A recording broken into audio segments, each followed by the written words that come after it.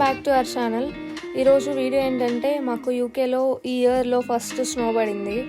యాక్చువల్గా వెదర్ రిపోర్ట్స్లో ముందు నుంచే చెప్తున్నారు ఒకరోజు స్నో పడుతుంది అని, కానీ ఆ రోజే నా హస్బెండ్ లండన్ వెళ్తున్నారు. నేనైతే చాలా మేనిఫెస్ట్ చేస్తూ ఉన్నాను, తను ఉన్నప్పుడే స్నో పడాలి, నా ఫస్ట్ స్నో ఇద్దరం కలిసి ఎంజాయ్ చేయాలి అని.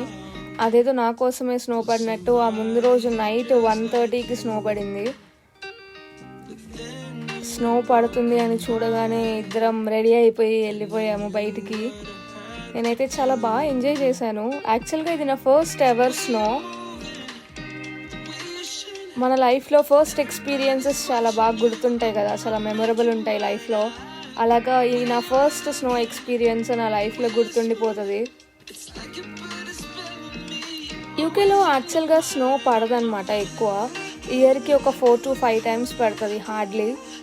నవంబర్లో అంత స్నో పడదు, కానీ ఈసారి నవంబర్లోనే ఫస్ట్ స్నో పడింది. మేమిద్దరం అలా వాక్ చేసుకుంటూ సిటీ సెంటర్కి వెళ్ళామన్నమాట. మేముండే ఏరియా నుంచి వాకబుల్ డిస్టెన్సే అది. మొన్న వింటర్ వండర్లాండ్కి వెళ్ళాం కదా, అది స్నో పడుతుంటే ఎలా ఉంటుంది చూద్దామని చెప్పి వెళ్ళాము. అసలు రోజు నేను తిరిగే ఏరియా నాకు చాలా కొత్తగా కనిపించింది. రోజు నేను ఇక్కడైనా తిరిగేది అనే ఫీలింగ్ వచ్చింది. ఒక కొత్త డిఫరెంట్ వైబ్ ఉంది అసలు.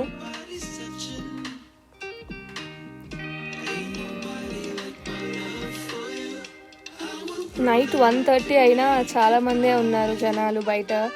అందరూ మాలాగే స్నో ఎంజాయ్ చేస్తున్నారు.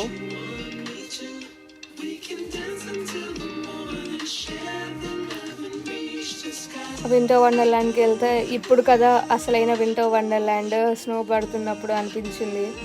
అసలు మొన్న చూసిన వింటర్లాండ్కి ఈరోజు చూసిన వింటర్లాండ్ అసలు కంప్లీట్ డిఫరెంట్ వైబ్ ఉంది. యూఎస్లో కెనడాలో పడినట్టు అంత ఎక్కువ స్నో పడదు యూకేలో. ఇద్దరం బయట వాక్ చేసుకుంటూ మంచిగా ఫొటోస్ క్లిక్ చేసుకొని వచ్చాము ఇంటికి.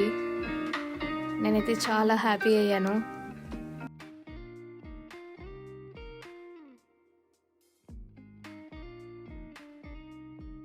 ఇది పక్క రోజు మార్నింగ్ నేను నా వర్క్కి వెళ్ళేటప్పుడు బస్సులోంచి తీసాను. చాలా బ్యూటిఫుల్గా ఉంది వ్యూ. ఇది నేను వర్క్ చేసే హాస్పిటల్ అనమాట. నా వర్క్ ప్లేస్ ఇంత బాగుంటుందని నాకు ఈరోజు వరకు తెలీదు.